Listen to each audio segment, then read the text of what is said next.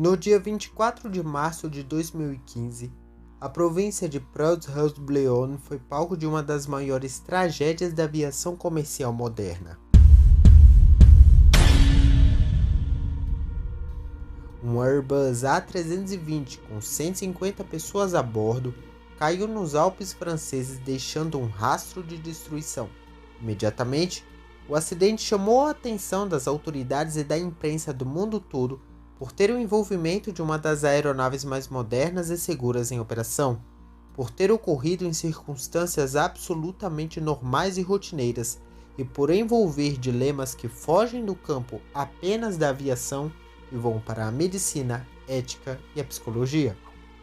Se você gosta desse tipo de conteúdo, se inscreva e deixe seu gostei para ver os próximos episódios e comente de onde você me assiste para eu saber até onde chegam os meus vídeos.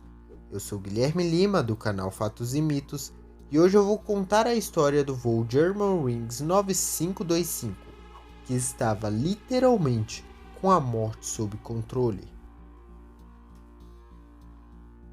Nossa história começa às 6 horas e 1 minuto da manhã do dia 24 de março de 2015.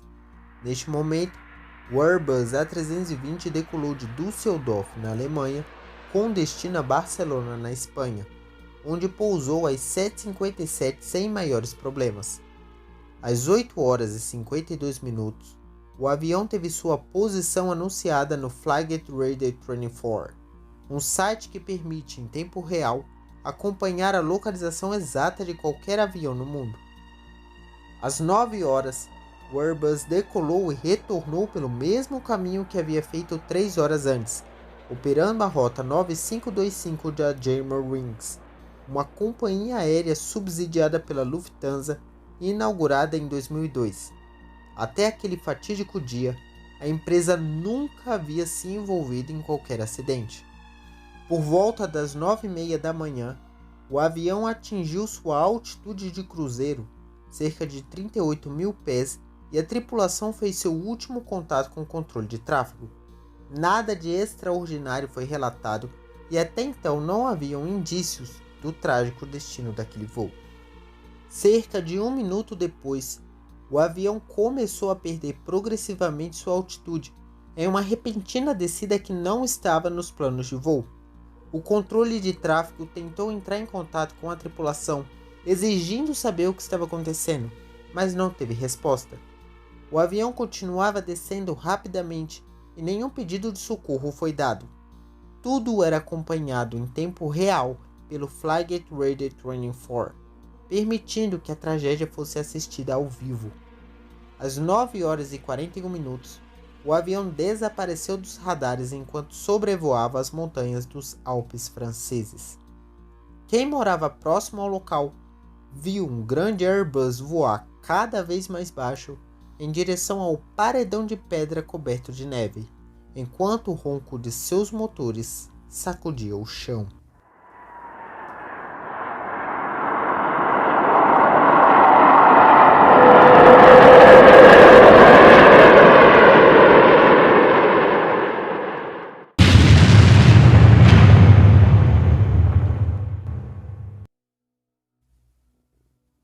Imediatamente após o 9525 desaparecer dos radares, as autoridades francesas enviaram alguns helicópteros para localizar o avião, mas o que encontraram deixou a todos perplexos. O Airbus havia se desintegrado completamente com o impacto. Não havia fuselagem, asas ou motores para contar a história. Tudo havia sido esmigalhado, tamanha a brutalidade do acidente. A explosão foi forte o bastante para espalhar destroços por uma área total de 2 km², reduzindo as maiores peças do avião a não mais que 2 metros de comprimento. O combustível ficou espalhado e, graças ao terreno inclinado, alimentava o fogo por onde escorria. Diante de tamanha destruição, só havia uma certeza: não haviam sobreviventes.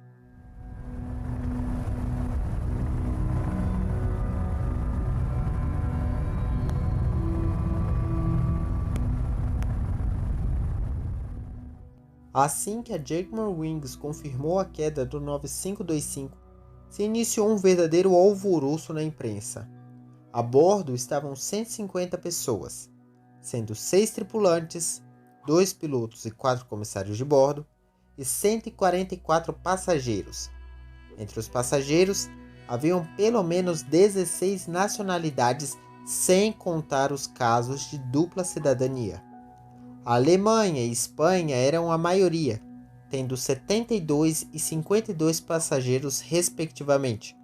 Depois vinha Estados Unidos e Argentina, com 3 cidadãos cada, Austrália, Reino Unido, Irã, Colômbia, Venezuela, Marrocos, Japão e México, cada um com 2 cidadãos, e Israel, Bélgica, Países Baixos e Dinamarca, cada um com cidadão entre as vítimas.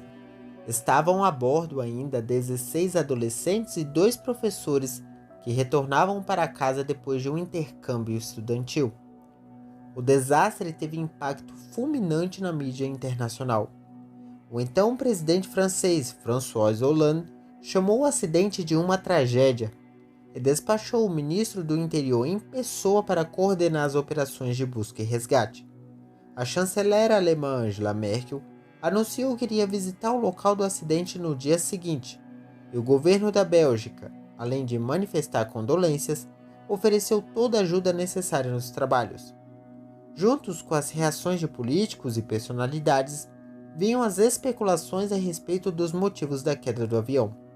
Por qual motivo um dos aviões mais seguros do mundo teria se acidentado em circunstâncias totalmente normais? De início, especulou-se que a neve e o frio das grandes altitudes tivessem congelado os instrumentos de pressão e medição de altitude, fazendo com que o Airbus ficasse desorientado e mergulhasse rumo às montanhas. Mas essa ideia logo foi descartada, já que aviões idênticos àqueles faziam a mesma rota todos os dias sem maiores problemas. A Germanwings insistiu que o avião estava com a manutenção em dia, e se fosse verdade que o avião estivesse mesmo com algum problema, não explicava o estranho silêncio da tripulação durante a queda. Ainda era muito cedo para se ter qualquer conclusão. As famílias enlutadas se aglomeravam nos aeroportos enquanto esperavam por notícias. Memoriais informais foram improvisados, velas foram acesas e flores foram deixadas. A Europa foi tomada pela comoção. A Lufthansa e a Germanwings içaram suas bandeiras a meio mastro. A bordo estavam muitas crianças, inclusive um bebê que mal tinha completado 1 ano de idade. Todos queriam respostas. Nos Alpes franceses, as equipes lutavam contra todos os desafios no difícil trabalho do resgate. O avião havia caído em uma região de difícil acesso, graças ao terreno extremamente íngreme e acidentado, e ao clima traiçoeiro. Recolher os corpos era uma tarefa desafiadora. Os restos humanos eram colocados em sacos de lona amarela e deveriam demorar ao menos 2 dias até chegarem ao necrotério mais próximo. Logo depois da confirmação do acidente, o governo francês, em parceria com o Escritório Federal Alemão de Investigação de Acidentes Aéreos, montou uma comissão para investigar a queda do 9525. O ponto inicial foi, claro, a aeronave acidentada. Se tratava de um Airbus A320, tendo entrado em serviço em 1991 e voado com a bandeira da Lufthansa até o ano de 2014, quando passou a fazer parte da frota da Germanwings. Apesar dos certificados apontarem que o Airbus estava com a manutenção em dia, as autoridades descobriram que o avião estava operando com alguns defeitos. Algumas luzes na cabine não estavam funcionando e uma porta estava frouxa. No dia do acidente, a tripulação entrou em contato com a companhia para avisar que as descargas não estavam funcionando. Tudo isso se mostrou, na verdade, irrelevante, já que não tinham qualquer relação com a queda e eram defeitos considerados aceitáveis. Sabendo que privadas entupidas não eram capazes de derrubar aviões comerciais, concluíram que o A320 estava em perfeito funcionamento. A tripulação e passageiros também foram alvo de um verdadeiro pente fino. O piloto responsável era o alemão Patrick Sondenheimer, 34 anos, com 10 anos de experiência em seu currículo e acumulado mais de 6.000 horas de voo. Já o seu copiloto era Andreas Lubitz, com 27 anos e apenas 919 horas de voo, porém considerado um profissional altamente capacitado pela companhia. Nascido e criado em uma família de classe média alemã, cresceu em um bairro tão tranquilo que as casas não tinham sequer cercas. Morava ainda com os pais e era muito bem visto por quem o conhecia. Consultando os dados do controle de tráfego, descobriram que o 9525 voava de maneira absolutamente natural até bem pouco depois de seu último contato. Então começou a perder a altitude de uma maneira repentina e controlada, como se alguém estivesse deliberadamente controlando o avião em direção às montanhas. O terrorismo passou a ser uma possibilidade. A Casa Branca entrou em contato com o governo francês e ofereceu ajuda de especialistas no assunto, mas, após investigar a fundo, não encontraram ligações terroristas com ninguém que estivesse a bordo. Para descobrir o que havia realmente acontecido, seria necessário encontrar os gravadores de voo, que são genericamente conhecidos como caixas pretas, que na verdade são laranjas. Os aviões são equipados com 2 gravadores. Em um, são registrados o áudio e as comunicações ocorridas dentro da cabine dos pilotos, e em outra, são gravados os dados mecânicos e ambientais do voo. Essas informações são indispensáveis para compreender as razões do acidente. O maior desafio era encontrar esses 2 objetos no meio dos restos retorcidos do avião, espalhados por uma área enorme, em um terreno traiçoeiro e, para piorar, debaixo de constante neve. Os esforços das equipes foram compensados no mesmo dia do desastre, pois encontraram o gravador de voz que estava ligeiramente danificado. Uma semana depois foi a vez do gravador de dados, que estava amassado como uma lata de refrigerante e mais parecia um pedaço de carvão. Mesmo assim, era possível extrair seus dados. As suspeitas recaíram sobre o copiloto Andreas Lubitz. Lubitz iniciou seu treinamento em janeiro de 2008 e em novembro do mesmo ano suspendeu seu curso por motivos médicos, retornando apenas em agosto de 2009. Ainda em 2008, após uma avaliação, recebeu seu certificado médico sem restrições válidos até o próximo ano. Porém, em 2009, o documento não foi renovado pela Lufthansa, que era a instituição onde Lubitz se formou. O motivo alegado pela empresa é que Andreas estava usando medicamentos controlados e, sendo assim, não estava apto para pilotar um avião. A empresa chegou a recusar um pedido do próprio Lubitz para renovar seu documento. O certificado só foi renovado no mês de julho de 2009, mas dessa vez trazia uma observação, alertando sobre restrições e pedindo para ser feitos exames regulares e específicos, sem detalhar exatamente qual era a condição de Lubitz. Em outubro de 2010, ele foi aprovado no exame escrito com destaque, e até novembro de 2011, ele se formou em uma academia de aviadores nos Estados Unidos, e já em 2013 ingressou na Germanwings. Pesquisando mais a fundo sobre a vida pessoal dele, descobriram que Andreas Lubitz fazia acompanhamento psicológico há um bom tempo e que nunca havia avisado a companhia aérea de sua condição. Sofria de depressão e tinha uma forte tendência suicida. Investigando um pouco mais, descobriram que o jovem piloto teve aulas de voo em uma escola não muito longe dos Alpes franceses, o mesmíssimo lugar onde o 9525 se acidentou. Quem conviveu com o jovem o descreve como calmo, simpático e gentil. Esportivo e aparentemente saudável, Lubitz era o tipo de pessoa que facilmente conseguimos puxar assunto. A polícia revistou a casa onde morava com os pais e de lá recolheu documentos, computadores e objetos, na esperança de tentar entender o que teria levado a pilotar, por 10 minutos, um avião lutado em direção à morte. O apartamento que ele tinha em Düsseldorf, menos de 2 quilômetros do aeroporto, também foi revistado. Ali encontraram mais documentos e um atestado médico válido para o dia do acidente, rasgado. Andreas deveria ter se afastado, mas escolheu voar. Também foram encontrados drogas psicodélicas. Uma mulher deu entrevista a um jornal sensacionalista alemão e afirmava ter tido um relacionamento com ele, mas que seu comportamento estranho os afastou. Ela conta que em certa noite, ele acordou aos gritos de "estamos caindo". As manchetes da imprensa do mundo todo começaram a estampar a cara de Andreas Lubitz. As autoridades francesas e alemãs já estavam quase certas de que o copiloto, em um surto suicida, derrubou de propósito o próprio avião, junto com outras 149 pessoas. A pergunta era: como? As informações do gravador de dados davam uma ideia. Após os atentados terroristas de 11 de setembro de 2001, medidas de segurança foram tomadas no mundo todo para evitar novas invasões na cabine de comando, como ocorreu nos atentados.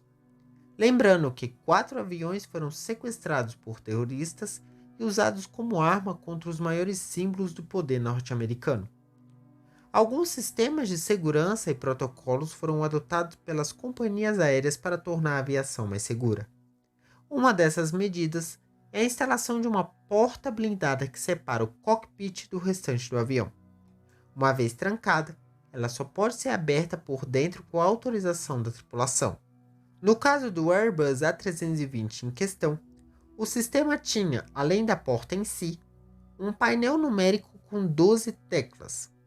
Quando alguém quer entrar no cockpit, digita um código de 3 dígitos no painel e um alerta sonoro é acionado do lado de dentro.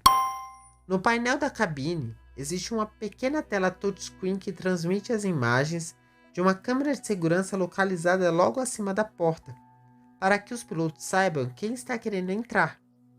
Logo do lado, existe um interruptor com 3 posições, sendo ela bloquear e liberar. Quando o piloto empurra o botão para o lado liberar, a porta é destrancada e uma luz LED verde se acende. Mas quando a posição bloquear é acionada, a porta é trancada por 5 minutos e uma luz LED vermelha se acende no painel numérico. Então, não é mais possível solicitar a entrada a menos que os pilotos liberem o acesso. É perfeitamente possível se trancar dentro do cockpit e impedir que outros membros da tripulação entrem dentro da cabine. O gravador de voo do 9525 registrou diversas solicitações de acesso à cabine que não tiveram respostas.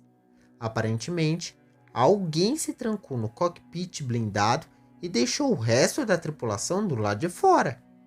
Os dados ainda mostram que o piloto automático foi reconfigurado para obedecer e seguir instruções inseridas manualmente nos computadores. O avião havia sido configurado para atingir a altitude de 100 pés, que é a menor possível a ser selecionada naquele modelo. O Airbus A320 começou a perder sua altitude até se chocar contra a montanha de uma maneira controlada. Os dados do voo anterior ao do acidente também foram salvos, e eles mostram algo perturbador.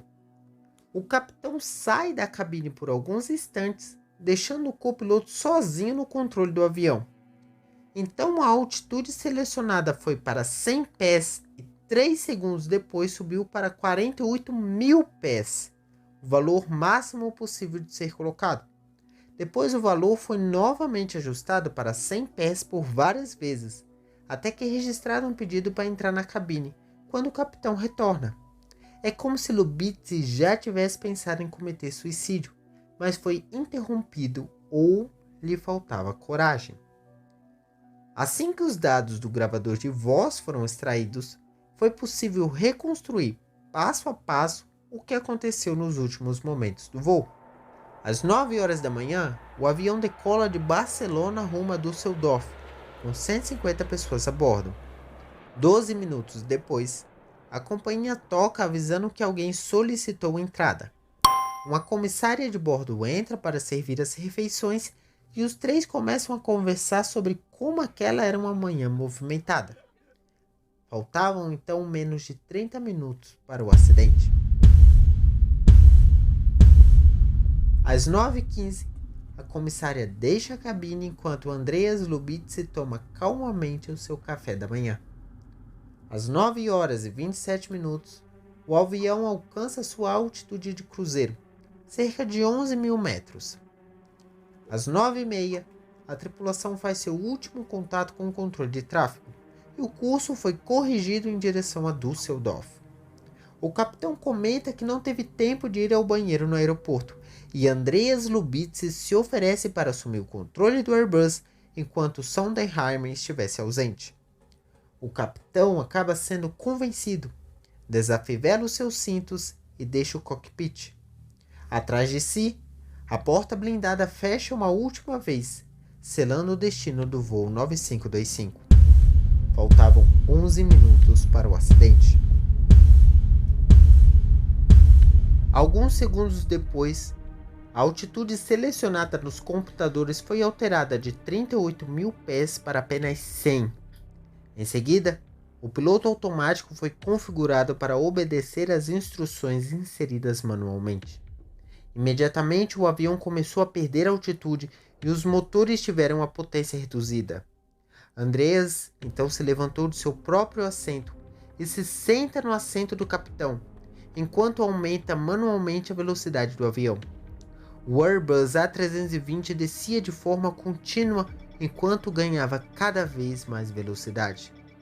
Às 9 horas e 33 minutos, o controle de tráfego entrou em contato com a tripulação, perguntando em que nível deveriam estar e por que da perda de altitude, mas não teve retorno.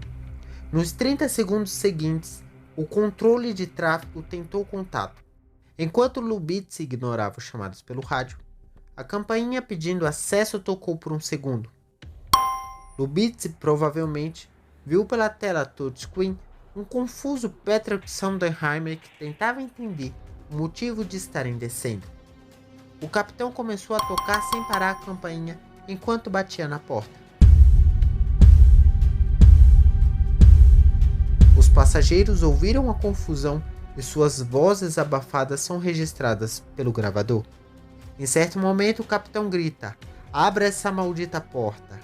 Mas Lubitz estava decidido a terminar o que começou.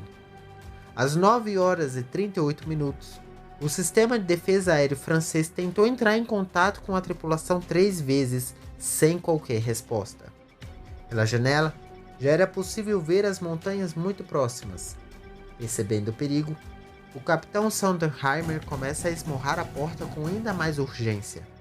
Então usa um objeto metálico para tentar arrombar a cabine enquanto grita: "Pelo amor de Deus, abra essa maldita porta!"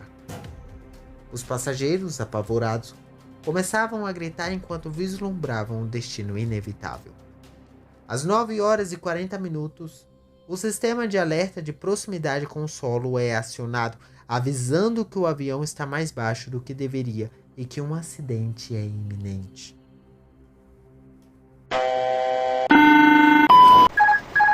Too low, flap, too low, gear, too low, terrain. O capitão Sondenheimer esmurra a porta com toda sua força enquanto grita em desespero: "Abra essa porta!" O pânico toma conta dos passageiros. No cockpit, reinava um verdadeiro inferno. O rádio chiava sem parar com as tentativas de contato do controle de tráfego. O barulho assustador do desesperado Sondenheimer tentando arrombar a porta. Os gritos dos passageiros e o barulho infernal dos alarmes alertando sobre a baixa altitude. No meio desse pandemônio, Andreas Lubitz estava calmo e frio, enquanto via pela janela as montanhas cobertas de neve cada vez mais perto. O som assustador do que parece ser uma asa rasgando a montanha é ouvido pouco antes do fim da gravação.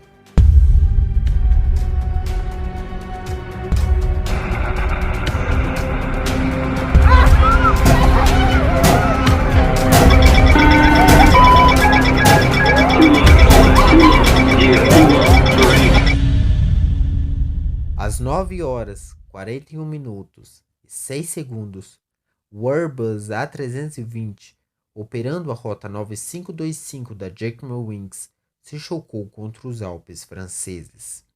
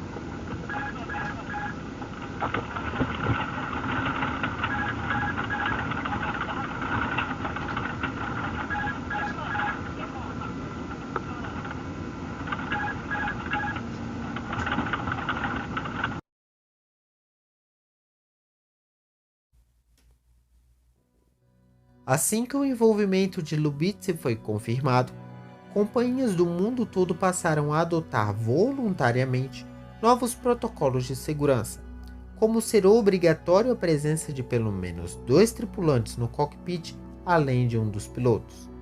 No Brasil, a Agência Nacional da Aviação Civil também recomenda a permanência de ao menos 2 tripulantes no cockpit todos os momentos do voo. A pergunta que fica é: o acidente poderia ter sido evitado? Se a Germanwings soubesse que Andreas Lubitsch tinha depressão e inclinação ao suicídio, poderia ter tomado alguma atitude? Aliás, as companhias aéreas dão a devida atenção ao psicológico de seus funcionários? Sabe-se que suicidas costumam dar sinais de suas intenções muito antes de levar a cabo seus planos. Andreas provavelmente não foi diferente. Segundo um especialista no assunto, depressão não é algo raro entre pilotos, já que o treinamento em si é muito estressante. Além disso, os salários são baixos e a profissão parece ter perdido seu prestígio. Lubitsch sofria de um caso extremo. A depressão é uma doença e o suicídio é o estágio final. O suicida quer, antes de mais nada, acabar com a dor crônica que sente, quer pôr fim ao próprio sofrimento, mesmo que para isso seja necessário acabar com a própria vida. O motivo da depressão de Andreas, se é que existiu algum, não está escrito em nenhum documento ou jornal, mas certamente existiu um sentimento catalisador. Segundo um psiquiatra, pode ter sido ódio. Pessoas como Lubitsch, nas palavras do médico, nutrem um profundo ódio contra a humanidade, contra o próximo, contra seu semelhante. Culpa a todos ao seu redor por suas mazelas e acredita fielmente que os outros devem pagar por lhe causarem tanto sofrimento. Isso não justifica as atitudes de Lubitsch, mas explica. Por qual outro motivo iria querer levar consigo centenas de vidas para a morte? Ele pilotou aquele avião por 10 minutos, enquanto um homem gritava desesperadamente à sua porta, os alarmes disparavam e o rádio chiava. Teve 10 minutos para se arrepender e voltar atrás, e não fez isso. É uma determinação e frieza quase sobre-humanas. Andreas Lubitsch era doente a ponto de ver na morte e na autodestruição uma esperança de libertação. Libertação para uma pessoa que, incapaz de lutar contra a depressão, acabou sendo, por fim, consumida por ela. O mais trágico é, sem dúvida, o fato de ter arrastado consigo 149 vidas inocentes para o abismo. Se inscreva para ver os próximos episódios, curta para ver mais conteúdo e comente de onde você me assistiu para eu saber até onde chega meu conteúdo.